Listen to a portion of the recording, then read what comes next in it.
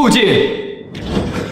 审判长，我有证据证明我的妻子出轨了，她出轨了一只玩偶熊。还有这样的事情？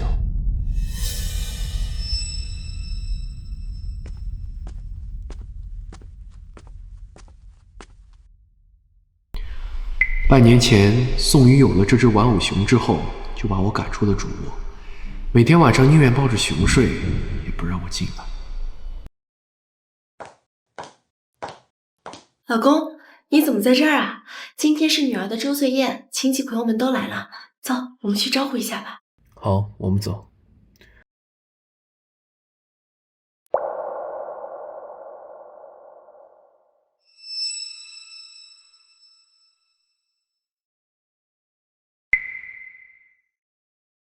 小周啊，你女儿周岁宴什么都不抓，就喜欢这个玩偶熊，你看看。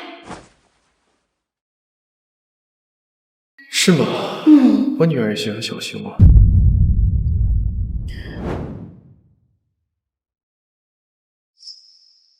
各位，我有一件重要的事要跟大家宣布一下，我要跟我亲爱的妻子送礼，离婚。什么？谢周，你说什么？我说我要跟你离婚。离婚？他要离婚？怎么回事啊？今天是女儿的周岁宴，你不要再胡闹了。你不是想跟你的玩偶熊过一辈子吗？我成全你。谢周，那只是一个玩偶熊，你的意思是你在吃一只玩偶熊的醋吗？今天女儿刚满1周岁，你就要以这种理由跟我提离婚，我不同意。离婚协议书我已经放到主卧的床头柜上，签好字之后，明天早上9点，民政局见。谢周，不就是一个玩偶熊吗？女孩子不都喜欢这些吗？你何必呢？你忘了小雨之前为你生孩子的时候难产，硬撑着没打麻药，在医院昏迷了2天，出院之后又怕吵着你，自己带着孩子和你分房睡，她为你做了这么多，你怎么忍心跟她离婚啊？是啊，小周，你怎么能跟小雨离婚呢？因为我已经不爱他。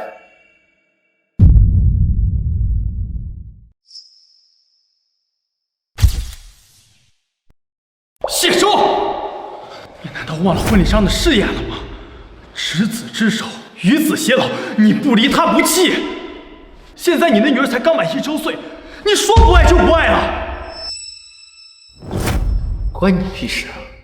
谢周，你可别忘了，你是泥腿子出身，小雨她不但没有嫌弃你，还把你带进了宋家。要是没有她的帮助，你能到今天，你能当上总裁？谢周，你怎么能打人呢？他就是一个助理，谁让他多嘴的？天宇虽然是我的助理，但是我一直都把他当哥哥。老公，我们的事情不要再牵扯别人了。今天是女儿的周岁宴，我求你了，你不要再闹了，好不好？是啊，小周，为了一个玩偶熊，没必要闹成这样。对，小周，你受了什么委屈，跟爸说，爸替你做主。不用，这婚我能定。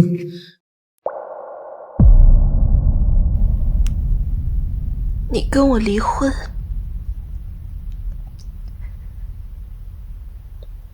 是不是因为你外面有别人了？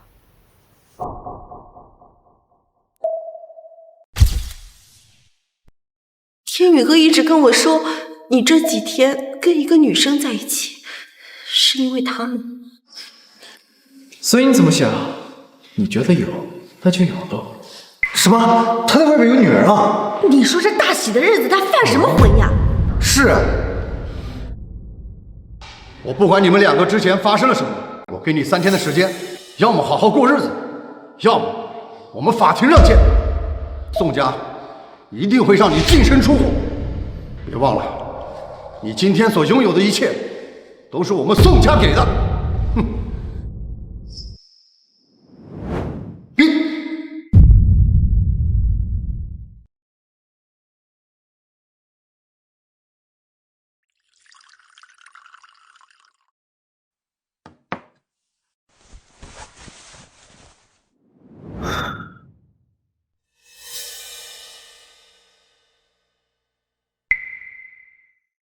跟你老婆提离婚了吗？提了，3天之后我就要和宋宇对簿公堂，到时候还需要你以律师的身份出席。想让我净身出户，不可能。当然，你想让我做什么，我就做什么。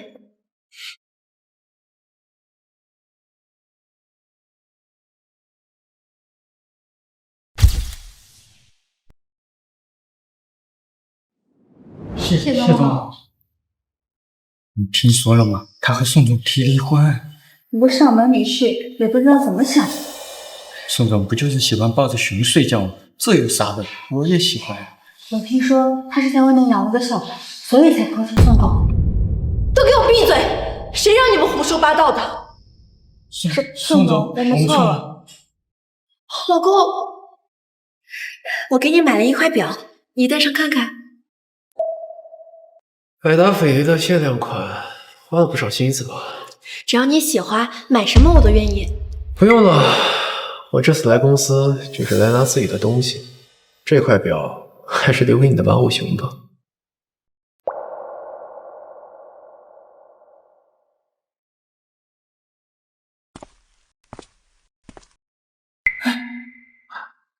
谢总，您终于回来了。哎，谢总，您就听我一句劝吧，把日子过好比什么都强。你看看你女儿这么小，又这么乖，你忍心抛弃她吗？让开！谢总，她可是你的亲生女儿，你就不愿意亲近亲近吗？滚开！没事吧，宝宝？没事。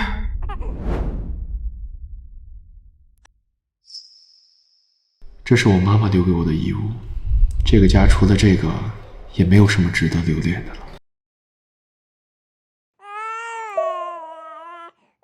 没事啊，没事啊，宝宝，不哭不哭。宝宝，不哭啊！怎么回事啊？谢总刚刚回家，我想让他多看看宝宝，可是他不愿意，还推了我一下。谢周，你也太冷血无情了！这是我们的亲生女儿啊，她才1岁，你不怕把她摔出什么好歹来吗？还是你的女儿，就算摔死了，跟我都没关系。谢周，你说的是人话吗？你才咒你女儿死啊！这到底是为什么呀？你要是不喜欢那个玩偶熊，我把它扔了就是了。可是你为什么这么对我们的女儿？她是无辜的。我已经跟你说过，我不爱你了，抚养权我也不要了，女儿你自己留着吧。谢周，你是个王八蛋！小雨，你别再这么卑微了。好，既然你执意这么冷血无情，那你就滚吧！我一个人也可以照顾好我自己。我们的女儿不需要你这样子的爹。法庭见吧。好啊，法庭见。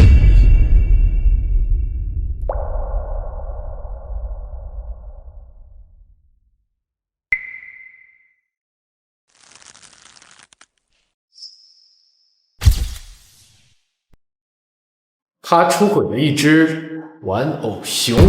如果仅以被告与玩偶熊睡觉为由，那么本庭认为此行为并不存在过错。就是抱着玩偶熊睡觉吗？不至于破坏婚姻吧？对呀，这也太荒唐了！抱着玩偶熊睡觉能有什么错？谢周，听到了，你会败诉的。没有了宋家的庇护，你净身出户之后，没有人会正眼看你的。谢周，你能不能不要再闹了？如果你不闹了，我可以再给你最后一次机会。我可不稀罕你的机会。谢周，我女儿愿意再给你一次机会，你就这么不珍惜啊？你可考虑清楚后果。拿小雨抱着玩偶熊睡觉这种可笑的理由来争家产，你是赢不了的。哦，我可不这么认为。审判长，我方坚持认为被告存在明显过错，必须深究。本庭已经解释过，如果原告方拿不出新的证据，那么上诉指控将无法成立。我看他就是自己出轨在先，所以硬是找了这么荒唐的理由污蔑他老婆。就是，一看就不是什么好东西。我早就听说他在外面勾三搭四，真不是个东西。谢周，你非要闹事吗？好，既然如此，那就别怪我不给你留情面了。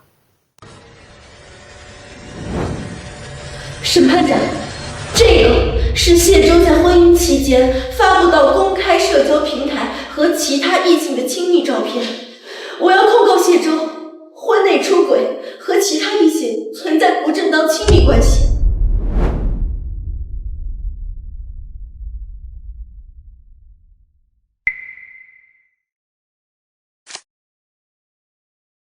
被告刚刚提交了你与其他异性的亲密照片，本庭将依据现有的事实判定你为过错方，已将净身出户。原告，你是否还有其他证据证明自己的清白？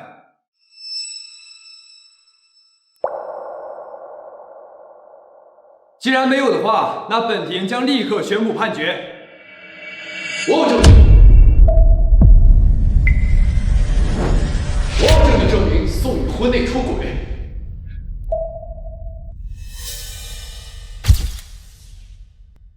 审判长，我有证据证明宋宇婚内出轨。谢周，这里是法庭，你不要给我贼喊捉贼。谢周，不允许你这么污蔑我女儿！简直胡说八道！我方申请播放视频。同意申请。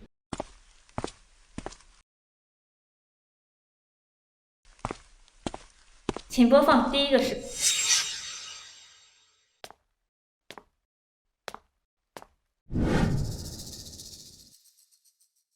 这是什么癖好？宋宇居然和玩具熊干这种事？他这是在和玩偶熊亲热，这也太诡异了吧！别放了，别放了！谢周，你这算什么证据？你知不知道偷拍别人视频是违法的？你把这种视频拿到法庭上播放，这不让小雨当众难堪吗？用这种方式争夺财产，你还算是个男人吗？女儿，你别哭，有爸妈在，一定给你撑腰。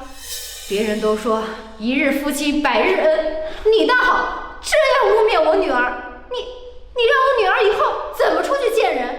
你就是个混蛋！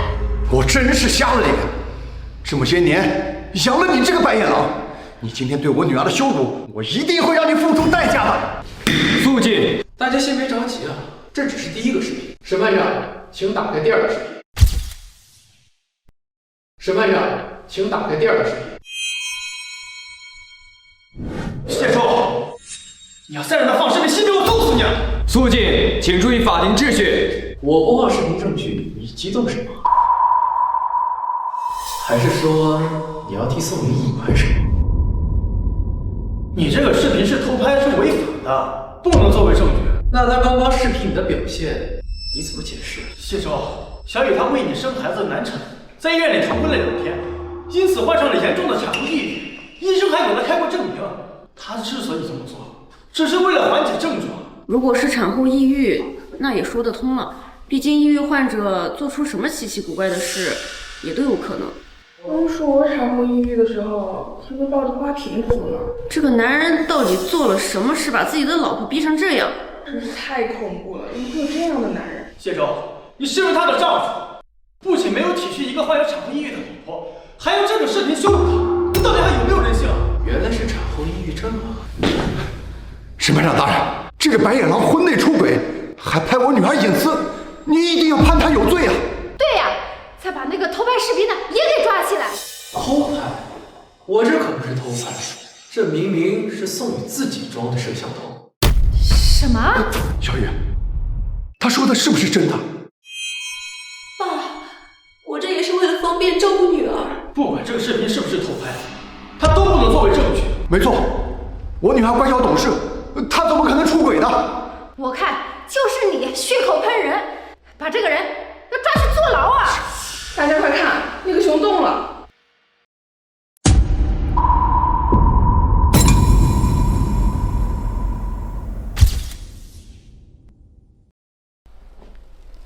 亲爱的，我去洗澡。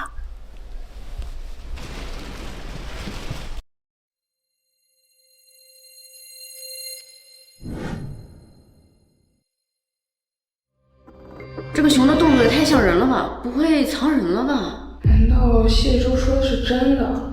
宋宇真的出轨了，跟那个玩偶熊？小雨，这是怎么回事？你实话告诉我妈，那个玩偶熊里的人到底是谁？妈，这个里面真的没有藏人，现场所有人都看见了，木玩偶熊里就是藏了人，请对方当事人如实回答问题。丫头，你为什么不实话实说呀？你是不是有什么难言之隐啊？我相信小雨，他一定不会做出这种出格的事情，他一定是有苦衷的，而且这是他的个人隐私，我们还是不要再逼问了。苦衷？这可是法庭，法庭是讲证据的。现在视频证据就在这里，宋宇出轨的事实毋庸置疑。怎么？难道你还要编些谎话来欺骗大家吗？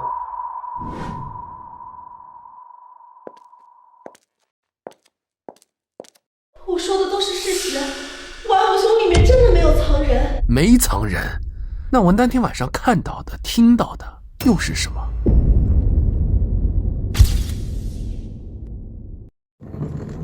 航班取消了，给我订明天最早的航班。好的，谢总。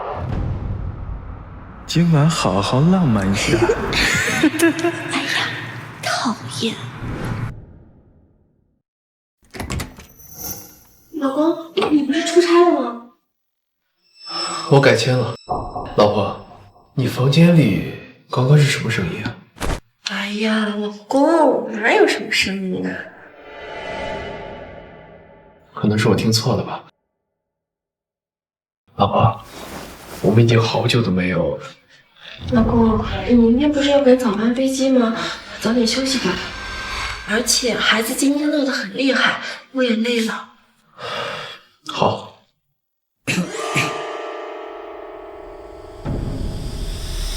那房间里有人。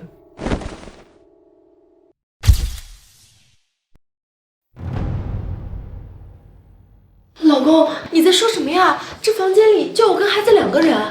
不对，肯定还有别人。你看这哪儿还有人啊？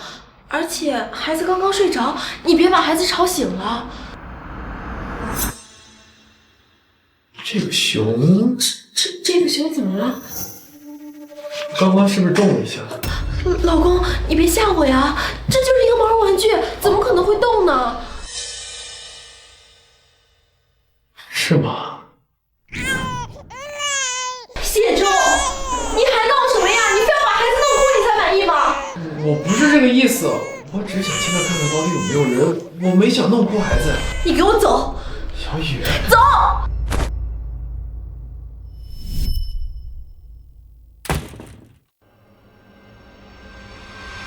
我当时信了你的鬼话，真的以为是自己看错了，我还以为跟你吵了架，愧疚了很久。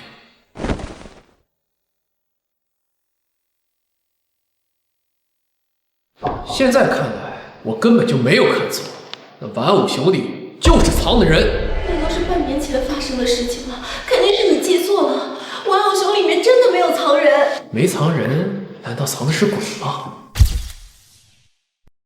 没藏人，难道藏的是鬼吗？这也太邪性了吧！我看宋宇也不像说谎，不会真的闹鬼了吧？有可能，这个宋宇之前不知道被什么脏东西缠上了，所以行为才这么古怪。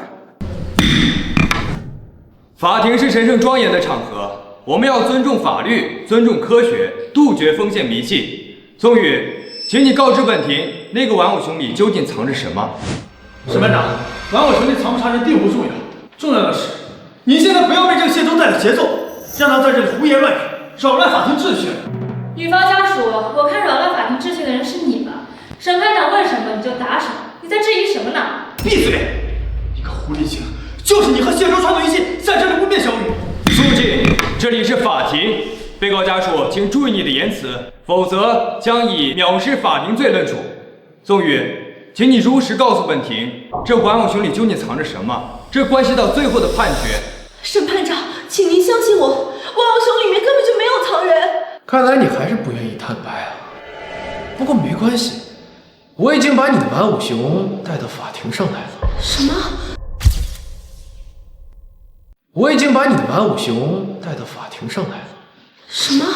你去过我的房间？什么时候？就在开庭之前，毕竟我还留着家里的钥匙。审判长，我方申请将玩偶熊作为证据呈上。同意请求。谢周，你为什么要一直揪着一个玩偶熊不放？那只是一个毛绒玩具，里面根本就不可能藏人啊！谢周，你和小雨结婚这么多年，他从来没有做对不起你的事。现在就算你把玩偶熊带出来了，又能怎么样？你说的没错，确实这么一回事。毕竟奸夫不可能一直藏在玩偶熊里，但只要他在玩偶熊里藏过人，就一定会留下蛛丝马迹，比如头发丝、指甲屑。只要找到这些，再通过 DNA 就可以找到那个人。等玩偶熊呈上来以后，一切就真相大白了。想必大家都很想知道玩偶熊里藏的到底是谁吧？是啊。谢周，如果玩偶熊送上来，你找不到任何证据，你今天对我女儿的污蔑，我一定会让你付出代价的。没错，我女儿清清白白，你这样污蔑她，你会后悔的。请被告家属保持安静，将证物呈上。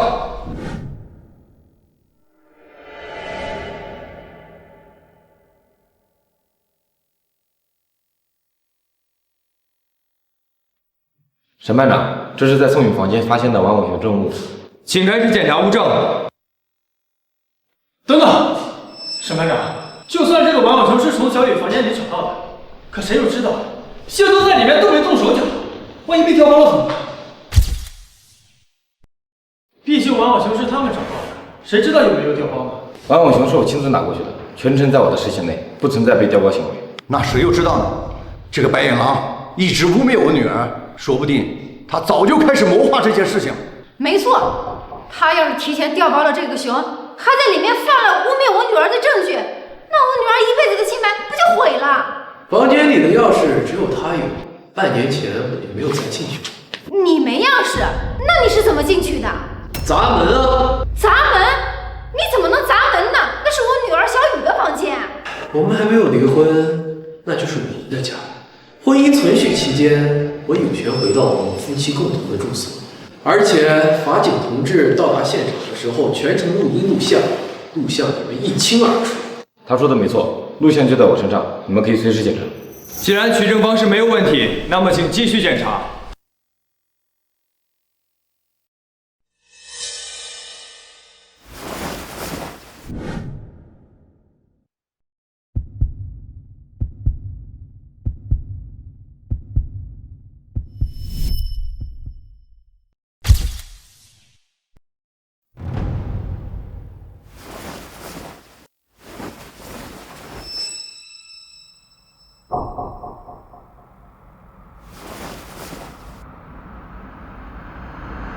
里面居然有一个电子机器，这居然是机器！难道这个玩偶熊是电动的？审判长大人说的没有错，这个玩偶熊之所以能和人一样正常行走，就是因为它是由 AI 控制的。小雨，这件事情你为什么不能说明白呢？没必要藏着掖着呀。爸妈，我之前因为难产差点丧命，已经让你们为我操了太多的心了。后来我又得了抑郁症，我实在不想让你们再为这些小事而操心。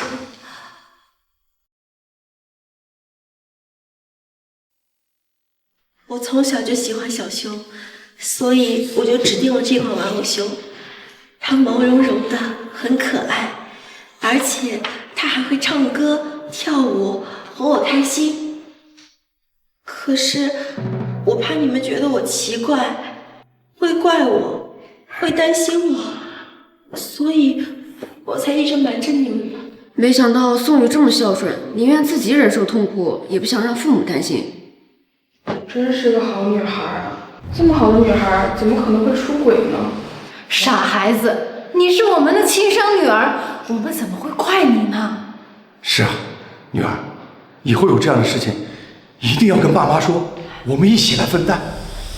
谢周，现在证据已经摆在你面前了，还有什么好狡辩的？审判长大人，这个谢周就是想分我们宋家财产，他处心积虑地污蔑我们女儿，这个恶徒必须严惩。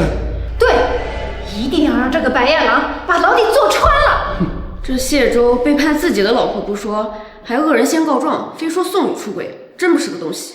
就是，宋雨这么好的姑娘，碰上这么个渣男，一辈子都毁了，千万不要放过她。宋雨，把自己说的这么可怜，好一种逻辑啊！我刚才就发现这个熊不对劲，原来调包玩偶熊的人不是我，而是你啊！谢周，你还在狡辩，没有用的。我没狡辩，我有证据。审判长，请把视频播放到1分02秒。同意请求。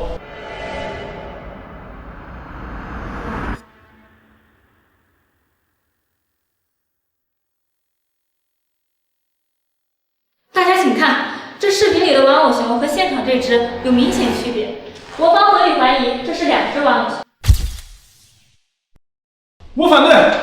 审判长，这个视频拍得这么模糊，放大了也没有任何意义，而且会对小雨造成2次伤害。审判长大人，我支持以证据说话。就算谢周说的是真的，就算这2只是不同的玩偶熊，那又能证明什么呢？没有确凿的证据，这就是浪费时间呀！本庭理解被告的情绪，但就目前的视频证据而言，的确无法证明宋雨有任何不忠的行为。原告，如果你接下来提交的证据还无法证明一切的话，那么本庭将直接宣布判决。好，我也不纠结了。审判长，请播放第2个视频。谢周，你还要播放视频？你到底有完没完？原告，如果这个视频还不能证明一切的话，那么本庭将直接判你为本次离婚案中的过错方，同时追究你泄露隐私、诽谤他人等罪名。好，我接受。请播放下一个视频。亲爱的，今天你还没有看女儿呢。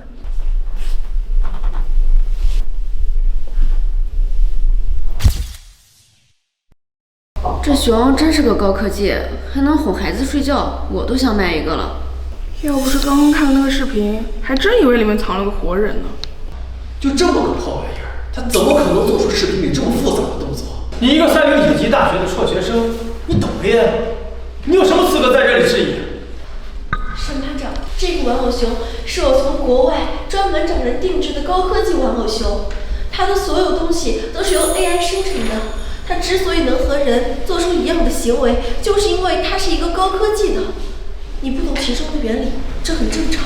既然有这么先进的技术，那这家公司的名声应该很响吧？这个公司的机器人还在研发阶段，对外信息暂时保密，所以我不能透露给你。既然不愿意透露公司的信息，那你可以让他在现场跳一个舞，也让我这个野鸡大学的辍学生开开眼。可他都已经被你弄坏了，他跳不了舞了，他必须要送到国外去维修。宋宇，你真是什么都敢说。我看这只熊就不是什么 AI 机器人，更不是那个在房间里跟你搂搂抱抱的那个。不是的，它就是我房间的玩具熊啊，它就是一个高科技玩具熊。高科技玩具熊，既然能高科技到自己扮鬼脸，大家继续往后看。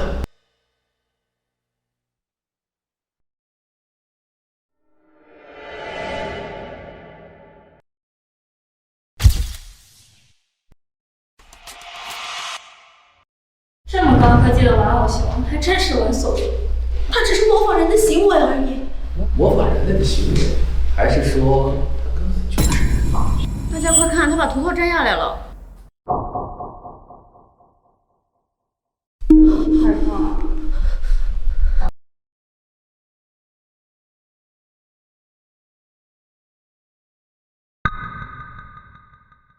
你们快看，是个人。看来宋宇之前确实说谎了，他就是出轨了。小雨，这个人是谁呀？不会真的是像他们所说的，你出轨了？妈，我没有。你不想说没关系，我替你说。大家仔细看，虽然这段视频没有拍清楚这个人的脸，但是却把他脖子上的项链拍得一清二楚。而且我知道，今天在场的人中有一个人和他戴着一模一样的项链，就是他，就是他。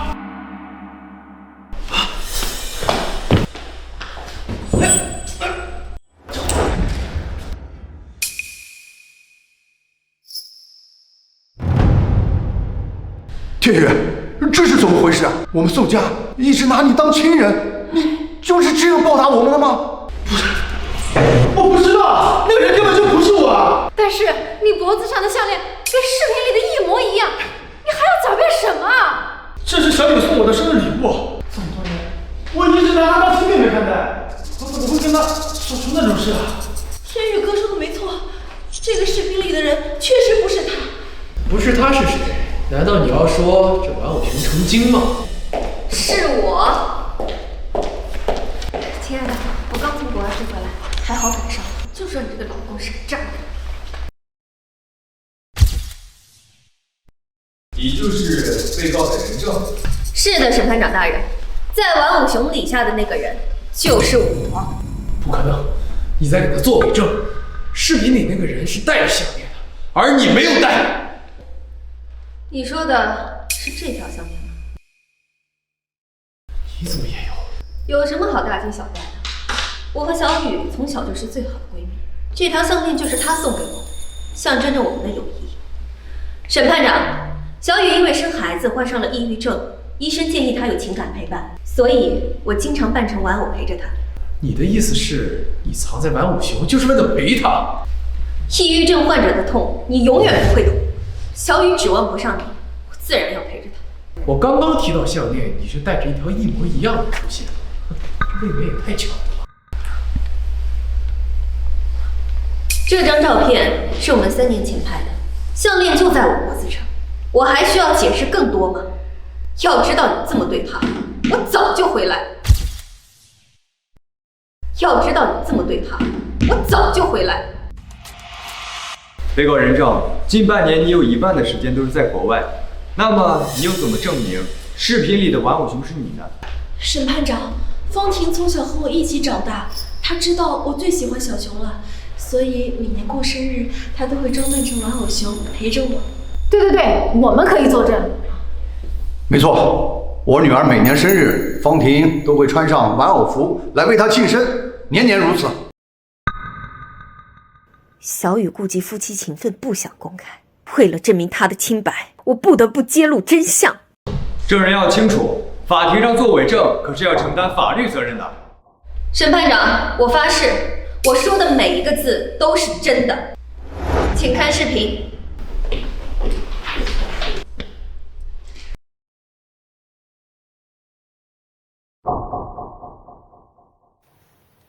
亲爱的，你看孩子多可爱呀！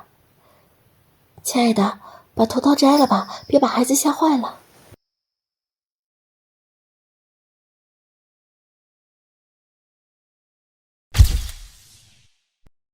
原来是这样，玩具熊下面的人是宋雨闺蜜。谢周，你作为小雨的老公，你不关心你自己的老婆，还整天疑神疑鬼，你算什么男人？谢周，你今天跟我女儿离婚后，1分钱也别想分到，我还要追究你的法律责任，告你诽谤。审判长，现在证据确凿，是谢周为了取得离婚后的财产，故意污蔑诽谤宋雨。您一定要秉公执法，严惩这个人渣。宋雨啊，宋雨，我是没想到你提前准备的这么多呀！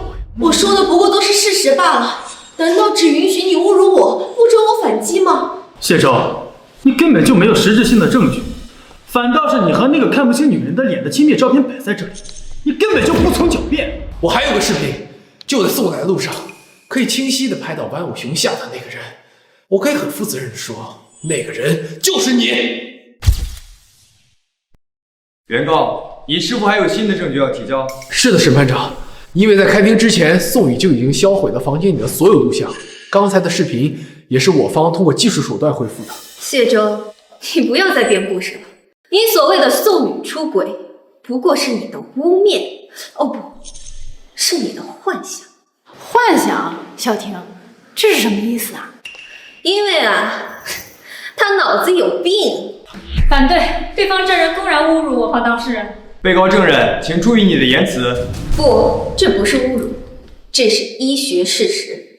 谢周患有精神分裂症和被害妄想症，他一直幻想宋雨出轨。你胡说八道什么？我没有胡说。各位请看，我手上拿的就是谢周的就诊报告，里面有他近半年在精神科的就诊记录，足以证明他的精神并不正常。他当时出了车祸，是我没有照顾好他，以至于他的精神出现了问题。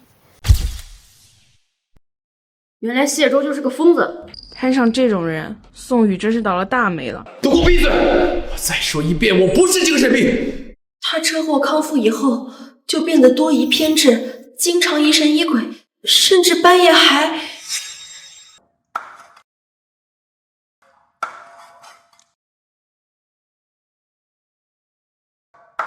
老公，老公，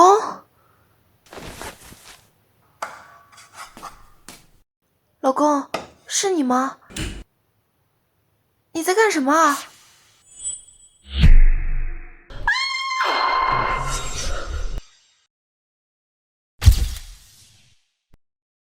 让你害我，我让你害我！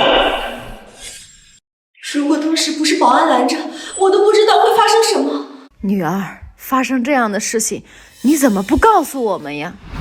妈，我不想让你为我担心。谢周，你这个畜生！我怎么会让你这种人当我的女婿？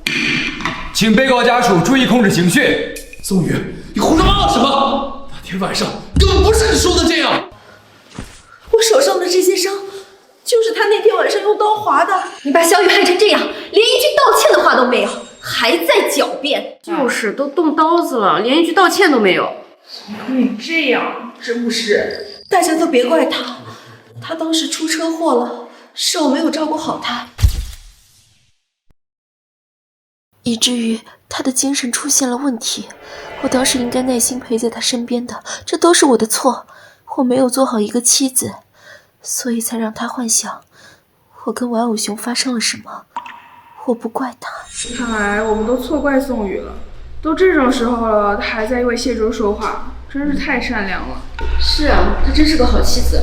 宋宇真是太可怜了，他早就该跟谢周这个神经病离婚，跟这个疯子在一起，迟早会出事的。这怎么能怪你呢？你当时产后抑郁，连自己都顾不了了，还怎么照顾他？小雨，你对他这么好，而他呢？他却想毁了你啊！谢周，就算你跟我离婚了，你净身出户了，我也会给你一笔财产，以至于你离开我们宋家不会流落街头。嗨，你管他干什么？他这种人就应该出去坐牢。没错，休想分到我们宋家一分钱。爸妈，我也想对我们的感情有一个交代，和谢周体面的分开。宋宇，你胡说八道什么？你这是在施舍我吗？我告诉你，我不需要。宋家的一切本来就是我的。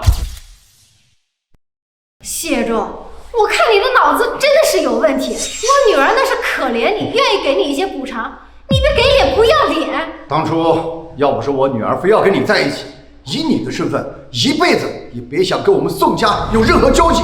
宋家的一切都是他的，我看他真是疯了。我要是宋宇，一分钱都不给他，他就该进精神病院。都给我闭嘴！我再说一遍，我不是精神病，他那个报告就是假的。谢周，你无能狂怒的样子真是好笑。这上面有你的签字，白纸黑字记录的清清楚楚，你还在狡辩。小雨愿意离婚之后给你一笔补偿，已经是仁至义尽，你不要不知好歹。他明显就是个神经病，做这种过分的事情，还想要人家的全部财产，就应该把他关起来。你们！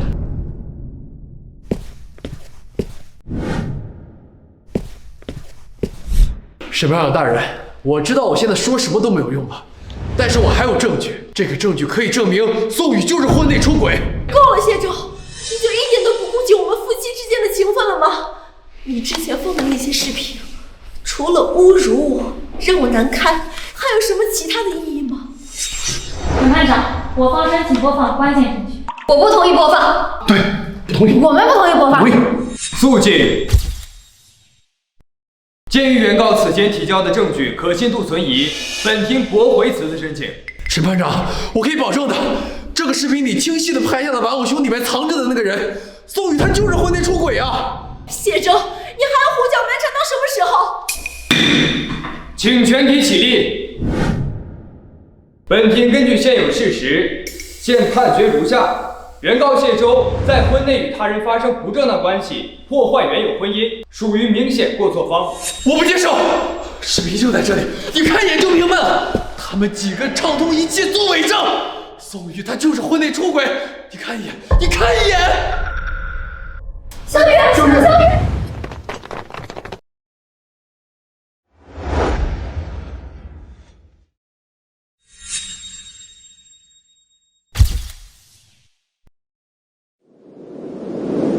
小雨，你在法庭上公布的真相，我们都以为你真晕了。幸亏我反应快，要是被审判长看到谢周手里的视频，我之前的努力就都白费了。要我说，你就应该去当演员，什么乖乖女、抑郁症、善良的妻子，他们都被你耍得团团转。你教我说的那些，我在法庭上可都说了，但我帮你做伪证，可是要坐牢的。好，甜甜，你就放心好了。等我跟谢周离了婚，拿到了他所有的财产，答应给你们方家的投资，我1分都不会少。我相信你，谁让我们是好闺蜜呢？不过咱们俩之间的事情，你可得烂到肚子里。放心，我们现在是一条身上的蚂蚱，我不会说的。不过我真挺好奇的，那个男人到底是谁？什么男人？玩偶熊里的那个男人。里面有人。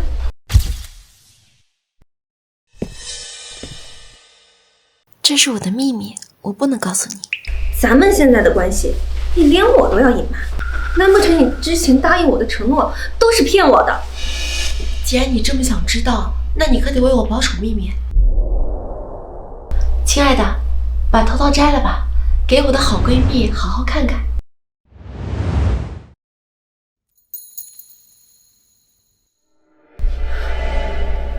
是你！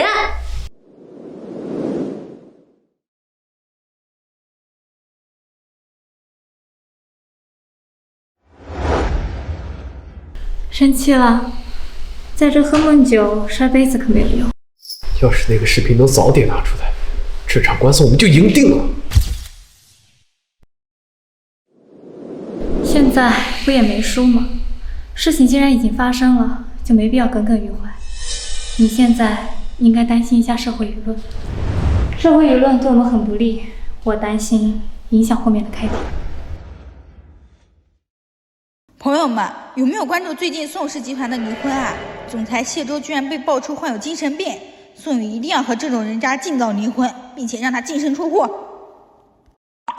网上有很多对我们不利的舆论，有的说你是精神病患者，还有的阴谋论说你其实不是精神病，是为了在外面花天酒地所以装疯。无聊，随便他们怎么说。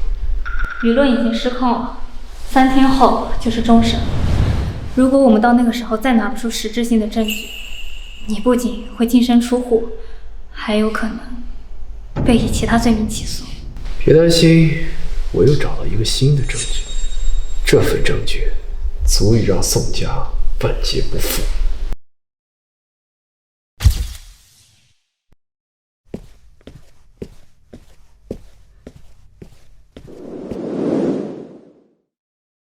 谢周，你输定了。我们请了张律师。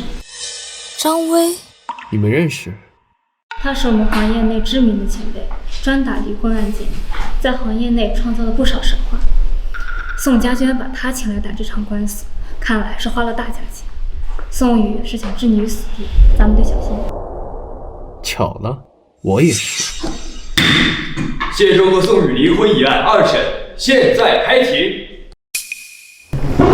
审判长，根据上次庭审结果，谢周为过错方，所以这次庭审，审判长只需要宣布财产的分割事宜。审判长，我方认为现在谢周和宋宇的离婚案并不是本案的重点。本案就是2人的离婚案，怎么就不是重点？因为我方当事人控告宋宇涉嫌谋杀。罗律师，我看你作为律师也有几年了，应该知道刑事案件需要有确凿的证据才能立案，不是靠你臆想就能成立的。我当然知道，宋宇的确谋杀过谢周，只不过失败。你胡说八道什么？小雨她这么善良，平常连只鸡都不敢杀，他怎么会谋杀？罗律师，你上一次就帮着谢周一起造谣，这一次又指控我谋杀。我倒是想要问问你，我跟谢周生活的好好的，我为什么要去谋杀他？生活的好好的，早在1年之前，我们就已经貌合神离，谁都不愿意让我碰一下。我承认，过去的1年里，我确实冷落你了。可那是因为我把所有的重心全都放在孩子身上了。后来我患上了抑郁症，这些你都是知道的，你为什么不能体谅我呢？邹宇，你演技这么好，不去当演员真是可惜了。你别以为我不知道，你根本就没有抑郁症，你一直都在装病。对方当事人，你说的这些有证据吗？还是说你只是猜测？我当然有证据，不过在拿出证据之前，我要跟你们先讲一个故事。半年前，我和宋冉的4周年纪念日。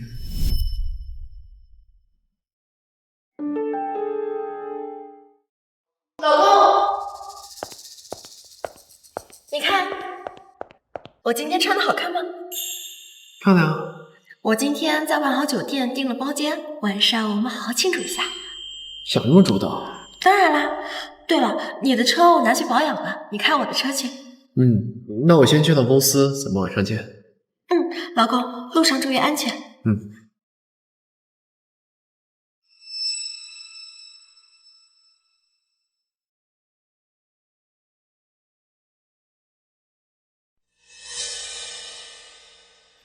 喂，老婆，我刚开了个很重要的会，马上到酒店了。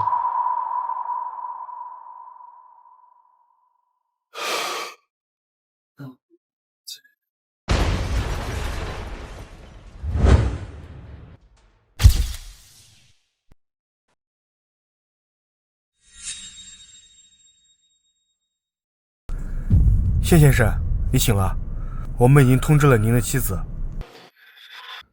我现在在哪？你昨天发生了很严重的车祸，不过您放心，我们已经为您的身体做了一个全面的检查，除了有一些轻微的脑震荡之外，其他的并无大碍。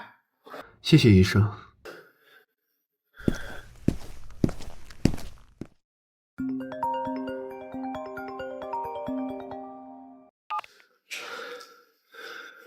喂，谢先生，这里是维修厂，您的车正在我们这里维修。车子现在怎么样了？车子受损不大，谢先生，你最近有没有和其他人结仇？结仇？你为什么要这么问啊？我认为有必要告诉你事情，您的这台车的刹车系统被人为损坏过。人为损坏？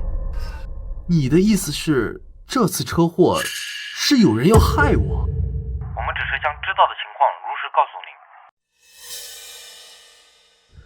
有人要害我，到底是谁呀？老公，老公，你没事吧？难道是他？所以，你怀疑我故意弄坏了刹车，断定是我要谋杀你。对方当事人，你刚刚说的这些只是故事，并不能作为直接证据。审判长，如果对方继续以这些虚构的情节来污蔑我方当事人，我方将立刻提起刑事诉讼。张律师别急，这并不是一个故事，而是经过调查的事实。审判长，我方申请提交证据。检查证件。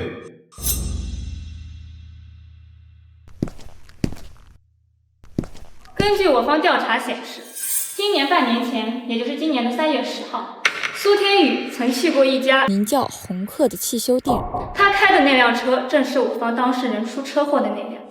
结果2天后，刹车就出了问题。苏天宇，你该怎么解释？就算苏天宇去过维修店，这和刹车系统的失灵也没有直接关系，并不能作为直接证据。证据？好，审判长，我方申请传唤证人上场。请传唤证人。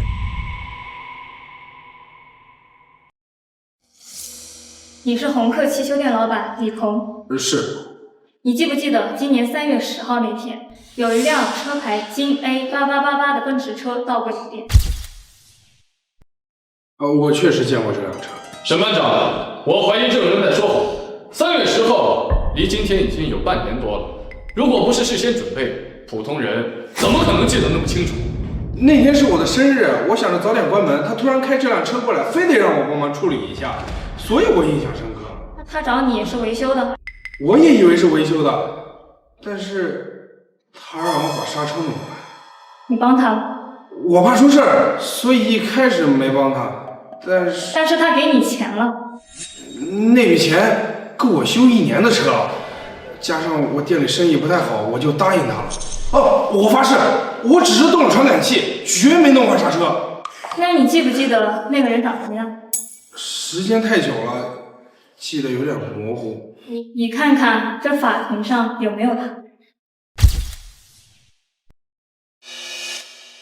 好像是他。哦，对，就是他。那天开车来我店里的人就是他。你胡说八道什么？我根本就没有见过你，更没有去过你的店里啊！送你的车除了我，能拿到钥匙的就只有你。如果那天开车的人不是你，你把车借给谁了？请问证人，你的店里是否安装了摄像头？我那小破店装什么摄像头啊？那就是没有证据了。要知道，口说无凭，你们想要靠这种方式定罪，未免太儿戏了吧？我说的都是真的。刚刚我本来有点犹豫，但是我仔细想了想，那天开车来的人就是他，肯定是他。谢周，你为了打赢官司，居然找人来诬陷我！我再次重申，3月10号这天，我根本就没有去过他的店里，也没有见过他。而且那天我在国外出差。你说什么？审判长，这是我这几年的行程单。3月10号那天，我确实在国外出差。请呈上证据。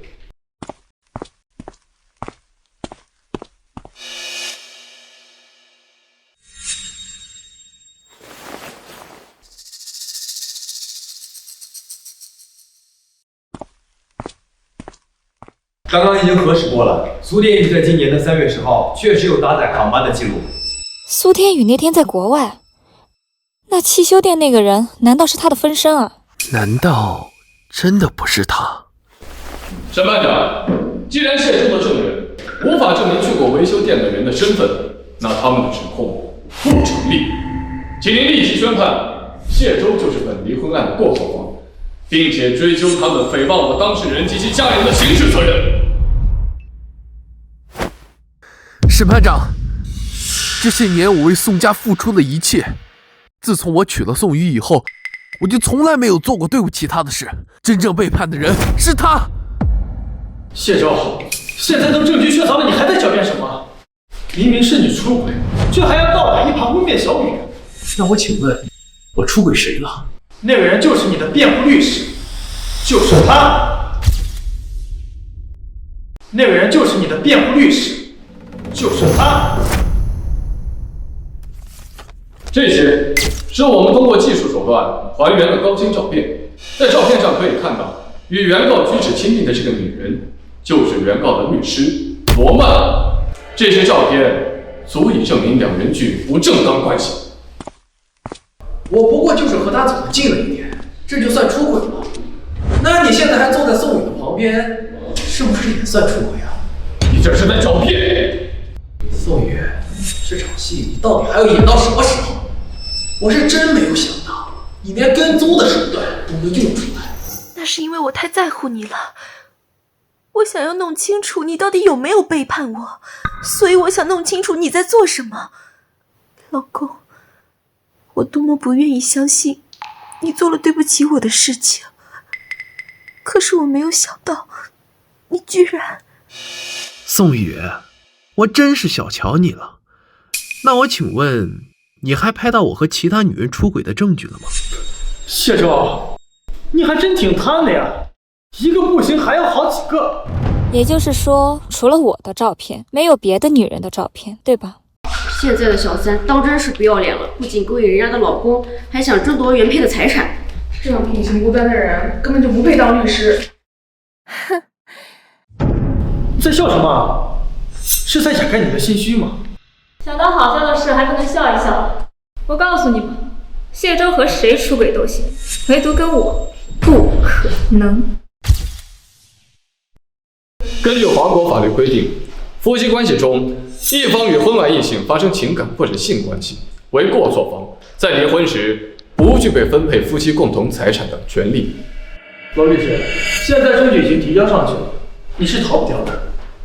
像你这种明知道对方有家庭，还不知廉耻贴上去当小三的，在古代是要被进猪笼的。你以为你傍上了大款，其实他就是一个软饭男，没有了小雨，他现在只能在乡下喂猪。这对狗男女真不要脸！呸！不要脸的东西！你们这么讨厌小三？我和我哥4、5年没见了，亲兄妹抱一下，怎么了？犯法吗？亲兄妹？对，我和谢周是如假包换的亲兄妹，同父同母的那种。所以你们说我们的关系不正当，不是很好笑吗？不，你说谎了。我调查过你的身份背景，你们不可能是亲兄妹。你怎么那么犟呢？我们爸妈在我们很小的时候就离婚了，我5岁就跟我妈去了国外。我跟我妈姓，你查不到很正常。不可能，绝对不可能！不好意思，宋宇，让你失望了。审判长，这是我和谢周的 DNA 检测报告，我们的关系毋庸置疑。请呈上资料。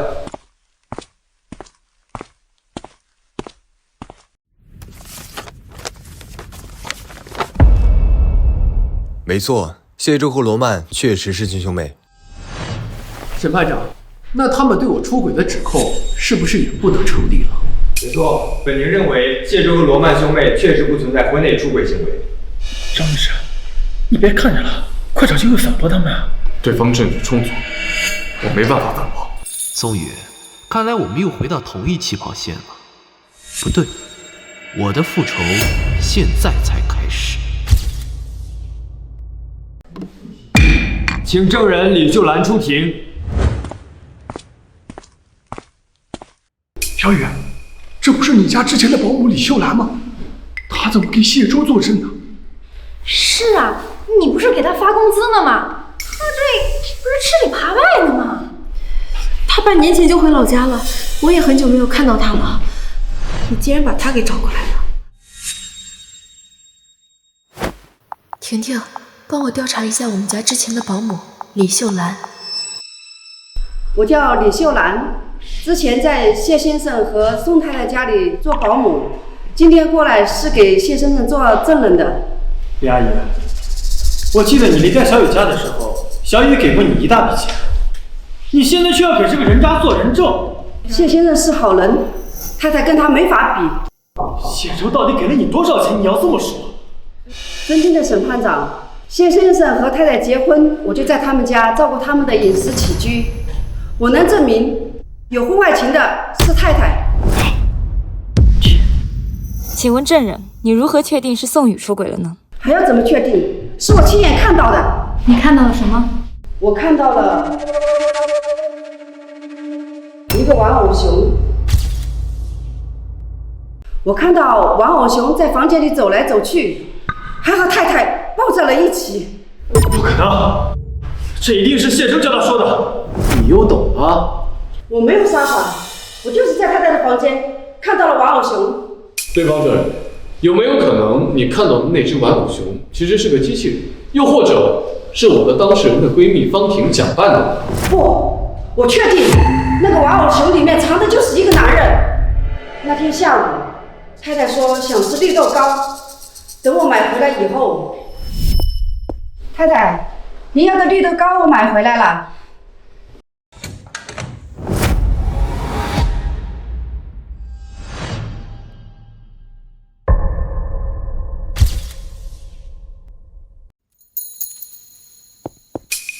老公，你先去洗澡吧。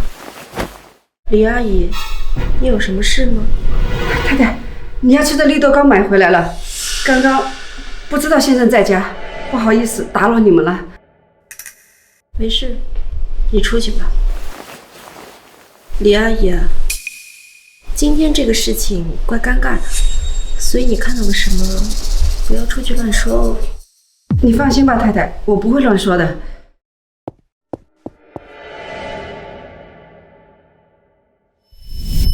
一开始我以为我看到的那个男人是先生，后来我才发现先生那几天在出差，根本就不在家。所以你没有看清楚那个人的长相？是的。那你怎么证明你刚刚说的是真的？是我亲眼看到的，我看见那个人的胸口还有一条长长的疤痕。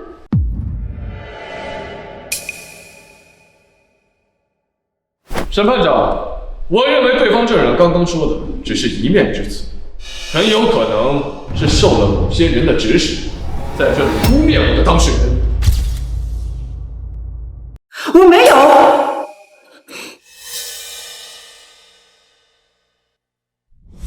审判长，这是我们刚刚查到的消息，证人李秀兰的私人账户在上个月收到了2笔巨额转账，共计50万元，而给他转账的人就是谢周。我方怀疑李秀兰就是收受了谢周的钱财，作为回报，才在这个法庭上替他做伪证。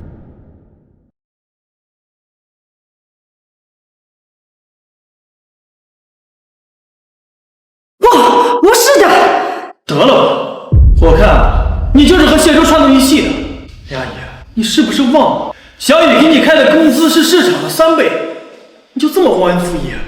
你根本什么都不知道。谢先生是看我工作认真，他才把我叫到别墅做保姆的。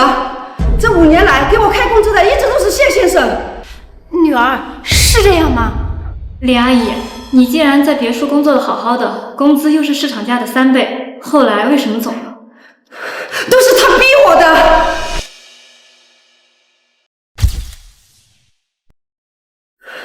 谢先生很早就跟母亲分开了，他说我跟他母亲长得很像，所以处处对我很照顾，但是太太却故意刁难我，甚至还动手打我。不是的，李阿姨，你胡说什么呢？难道这5年我对你还不够好吗？你一个乡下来的保姆，一定是胡说八道。我女儿那么乖巧，怎么可能会动手打你？没错，我女儿是大家闺秀，怎么可能干出这种事来？我早就说过了，宋宇很会演戏，你都不信。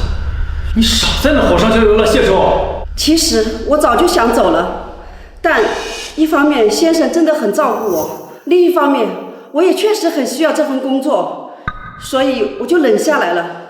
这一忍就是5年。李阿姨，那之前宋宇打你，你都忍了下来，那这回为什么突然回了乡下？据我所知，你的丈夫得了肾病，每个月需要几万块钱做透析，你离职了，他的病怎么办？我也没有办法，因为我撞破了太太的秘密，不得不走。什么秘密？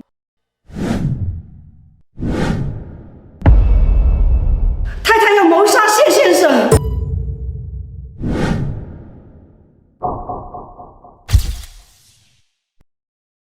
你少在这里血口喷人了！我说的是不是真的？你心里很清楚。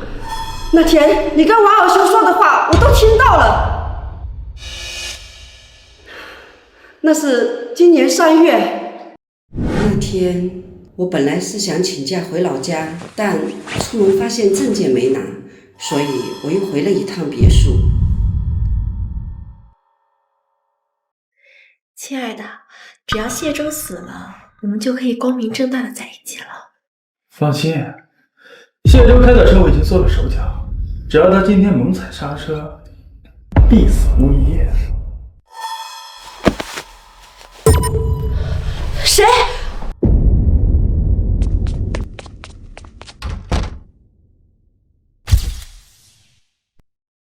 过了1个礼拜，我从老家回来，我才知道谢先生真的出车祸了。没过多久，太太就找了一个理由把我辞退了。我想，太太应该是怀疑那天我听到他们的谈话了吧？不是的，明明是你自己跟红偷懒了，所以我才把你辞退了。你少在这里说子虚乌有的事了。行了，别演戏了，一定是你和谢周串通好的，这转账记录就是你们的证据。不是的，我老公得了重病，我女儿又要上学，我欠了一屁股债。是谢先生可怜我，他才借钱给我的。没有谢先生，我老公就活不了了。谢先生是个好人，他借钱给我的时候都没有让我写借条。这个借条是我自己非要写的。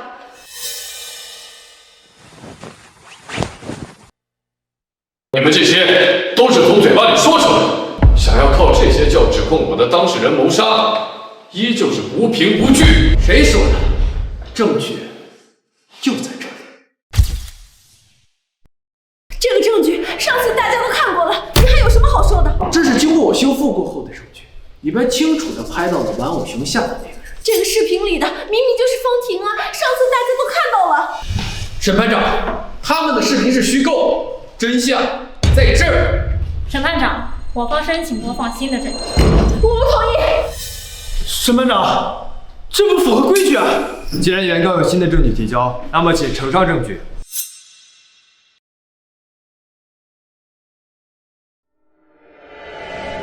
请播放。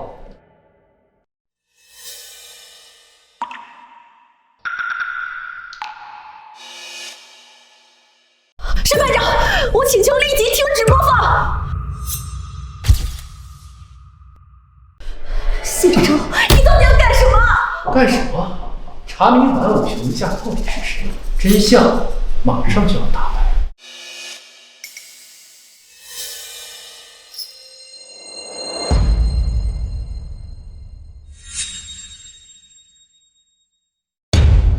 这不就是苏天宇吗？原来之前都是在贼喊捉贼，原来他们真的是奸夫淫妇，合起伙来欺骗我们，藏在玩偶熊里偷情，这还是人干的事吗？太贱了！那个人不是我，事实就摆在这里，还想狡辩，差点就相信他们了。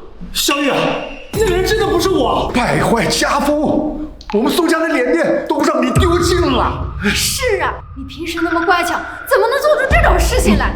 偷情出轨，你怎么对得起谢周？你怎么对得起我们呀？审判长，这个视频是假的。现在科技那么发达，这个视频一看就是后期制作的。你现在说这些，你觉得谁会相信？妈，我没有出轨，这一切都是谢周污蔑我的。我早就知道你要抵赖，所以我提前给视频做了鉴定报告。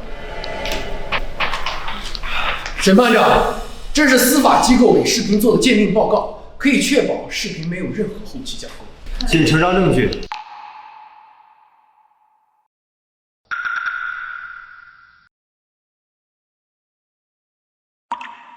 检测属实，视频证据有效。哎呀，逆女，败坏家风啊！真是我们家门不幸呐！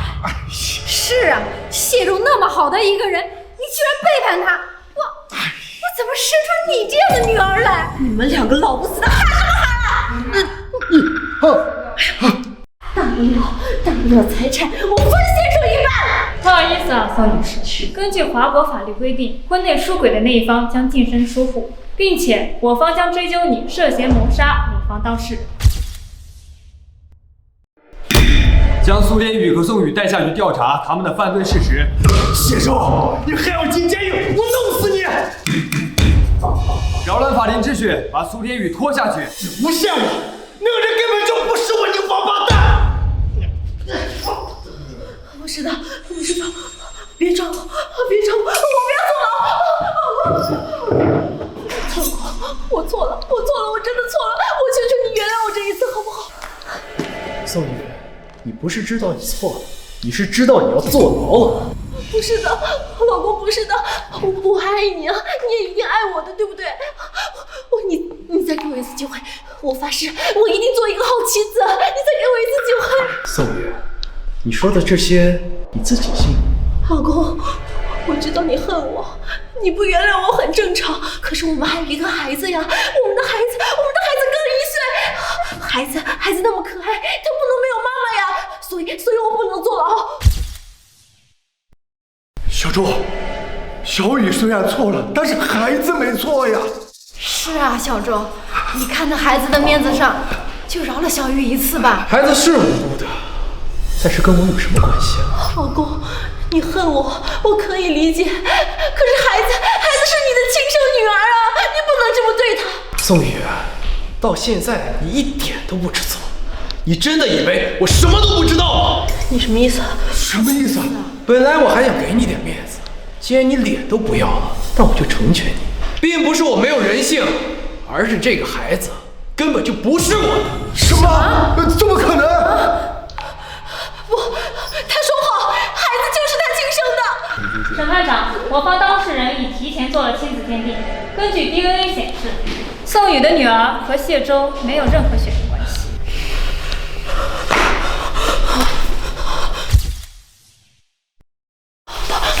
老公，孩子的事情我认了，是我错了，但是孩子是意外，我不是故意要骗你的，老公。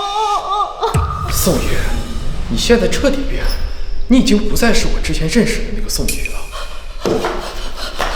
张律师，我给你那么多钱，你想想办法。审判长，现有的证据只能证明我的当事人具有出轨行为，但至于所谓的谋杀，对方没有拿出实质性的证据。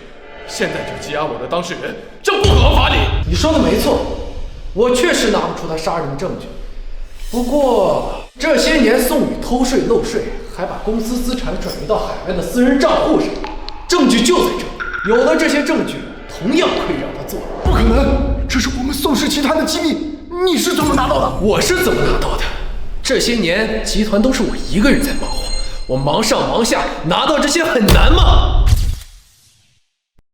你们一直都对外说我谢周潘高枝靠着你们宋家才有了今天，可是事实呢？如果没有我，你们宋家早就破产了。5年前，宋氏集团负债3亿，银行拒绝续贷，是我用我公司所有的利润给你们宋家续命，也是我用5年的时间苦心经营，帮助你们宋家重回昔日的荣光。可是你们呢？你们考虑过我的感受吗？你们表面上说我是个好女婿，实际上却处处嫌弃我，嫌弃我身份低贱，配不上宋宇。现在想想，还真是讽刺。小叔，好，别说了，是时候该拿回属于我的一切。宋宇转移挪用公司资产，已经造成了严重的违法犯罪。根据宋氏集团董事会一致决定，将由谢周担任新任董事长。什么？宋氏集团姓谢。老子，老公，我错了，财产我不要了，集团我也不要了，我只求你给我写一个谅解书，好不好？我求你了，我求求你了，我求你了，我求求你了。结婚纪念日那一个你杀我的早上，我们之间的情分就已经断了。现在开始宣判，请全体起立。谢周和宋宇离婚一案，宋宇婚内出轨、谋杀未遂，判其净身出户。谢周胜诉。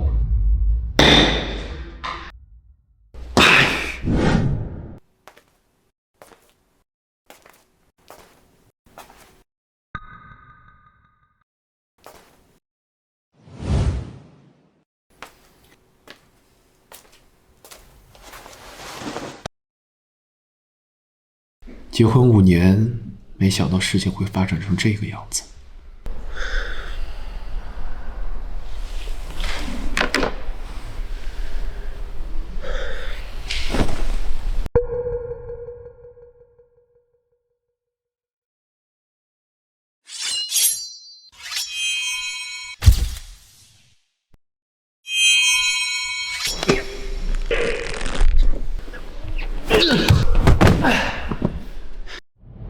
天宇，你不是被抓进去了吗？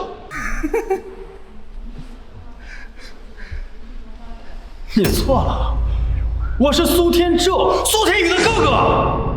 所以你们是双胞胎？说的没错，我们俩共用一个身份，我可以是苏天宇，也可以是苏天宙。所以宋宇出轨的人是你，孩子也是你的。现在知道了，晚了，你就应该在车祸里死掉。你要是死了，就什么事都没有了。是你把小雨和我弟弟送进监狱，这一切都是因为你！我要让你付出代价！